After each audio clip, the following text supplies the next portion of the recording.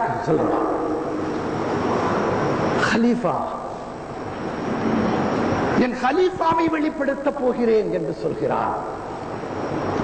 அவன் சொன்ன நேரம் கவனிக்கப்பட வேண்டிய ஒரு விஷயம்.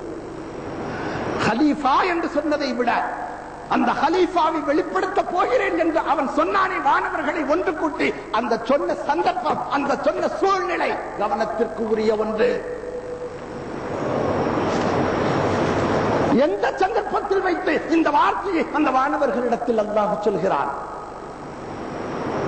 ஆதம் என்ன படைக்கப்பட்டு விட்டாரா? மனிதன் படைக்கப்பட்டு இருந்தானா?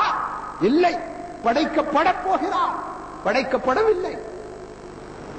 ஆதம் படைக்கப்படவில்லை, படைக்கப்பட போகிறார் இனிமேலே. ஆனால் படைக்கப்படுவதற்கு முன்னாலே, படைப்பதற்கு முன்னாலேயே அல்லாஹ் தஆலா அந்த ஆதம் தன் ஹலீஃபா என்று பெருமையாக சொல்கிறார். அந்த ஆதம் என்னை பிரதிபலிக்கின்ற கண்ணாடி என்று சொல்கிறார். என்ன சொல்றான்? ஹலீஃபாங்கிறதுக்கு அதாங்க அர்த்தம். என்னை பிரதிபலிக்கிற கண்ணாடி என்று சொல்லித் தருகிறான் அல்லாஹ் தஆலா ஆதமை.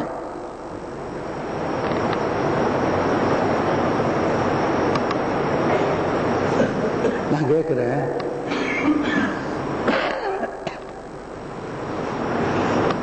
இந்த ஷேகுமார்களுடைய பழக்கத்தில்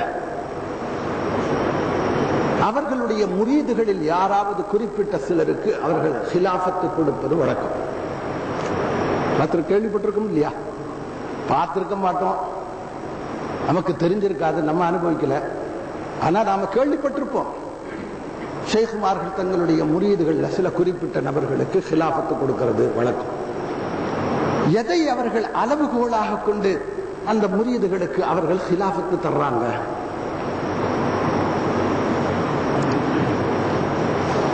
இங்க இருக்கிற ஆட்கள் ஒருத்தரும் பையத் வாங்கணும் இல்லையா?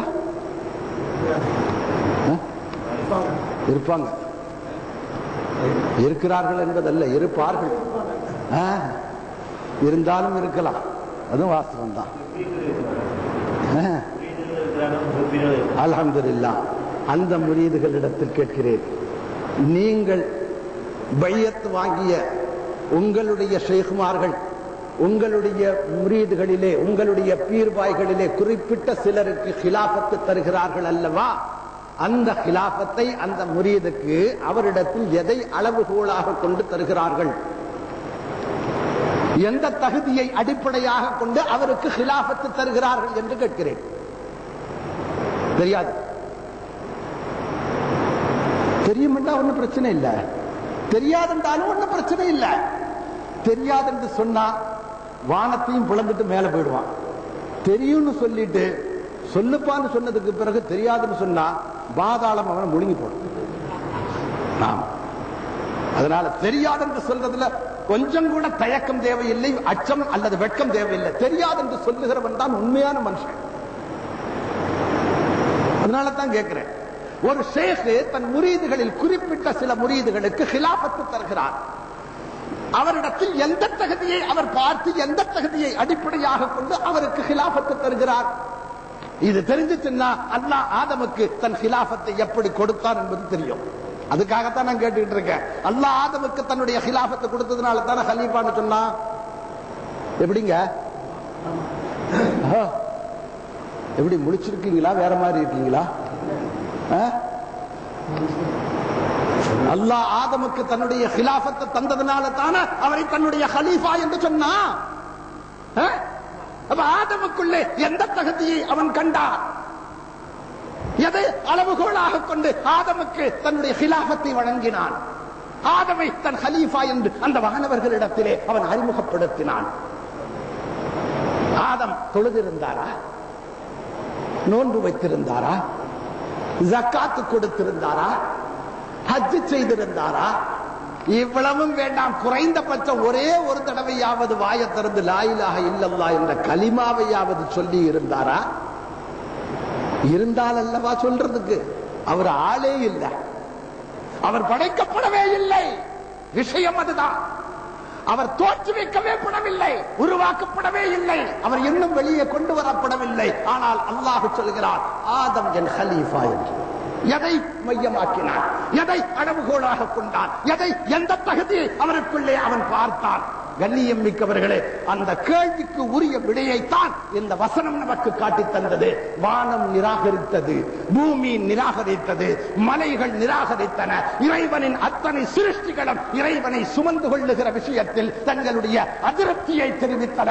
ஆனால் மனிதன் கொஞ்சம் கூட யோசிக்காமல் இறைவன் மீது அவன் கொண்டிருந்த நேசத்தின் காரணமாக, இறைவன் மீது அவன் வைத்திருந்த அந்த மஹப்பத்தின் காரணமாக, இறைவா உன்னை நான் சுமந்து கொள்கிறேன் என்று சொன்னானே, அந்த மகிழ்ச்சி அல்லாஹ் சொன்னான், நீதான் என் கலீஃபா என்று. விளங்குதா?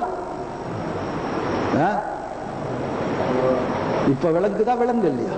அல்ஹம்துலில்லாஹ். ஆதம் கலீஃபா.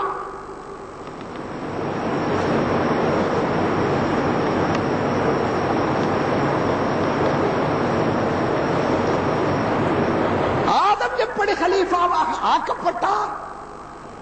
ஆதமுக்குள் இருந்த அந்த நேசம் யாருக்கு சொந்தம்?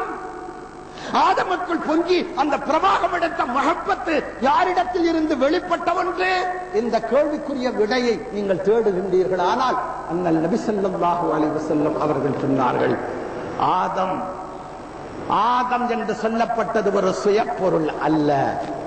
கொஞ்சம் கவனிக்க வேண்டும். ஆதம் என்பது ஒரு சுயப்பொருள் அல்ல, ஒரு சுய தத்துவத்தை கொண்டதல்ல, ஒரு சுய இயக்கத்திற்கு சொந்தக்கார பொருள் அல்ல. அதற்கென்று சுயமான எதுவும் இல்லை. அதுவே ஒரு சுயமற்ற பொருள். அதுவே ஒரு சுயமற்ற பொருள். எப்படி? கண்ணாடி. கண்ணாடிக்கு ஒரு சுயம் இல்லை, கண்ணாடிக்கென்று ஒரு சுய தத்துவம் இல்லை, கண்ணாடிக்கென்று ஒரு சுய இயக்கம் கிடையாது, கண்ணாடிக்கென்று சுய உருவமும் கிடையாது. மாறாக அந்த கண்ணாடிக்கு முன்னால் எந்த உருவம் நின்றாலும் அதை பிரதிபலித்து காட்டுகிற வேலை தான் கண்ணாடியுடைய வேலை. அதைத்தான் ஆதம் செய்தது. அதைத்தான் ஆதம் செய்தது.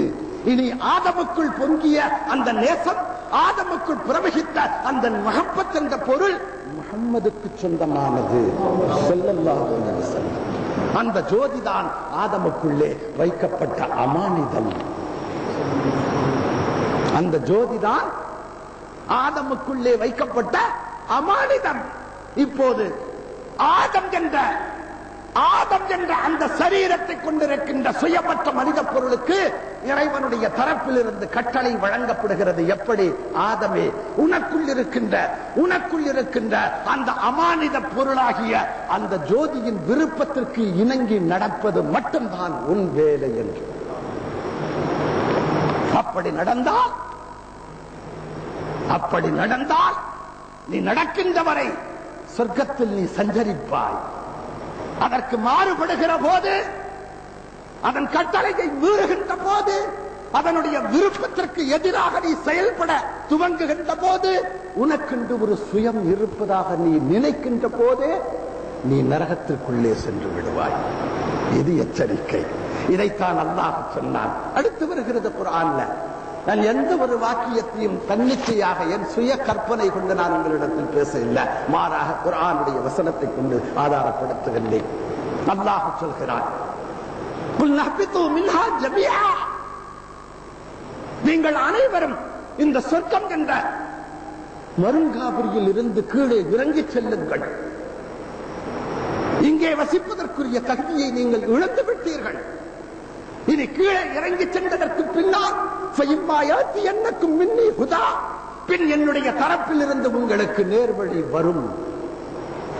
என்னுடைய தரப்பில் இருந்து உங்களுக்கு நேர்வழி வரும். அப்படி வருகின்ற போது அந்த நேர்வழியை எவர் பின்பற்றினாரோ அவர் நேர்வழியை பெறுவார்.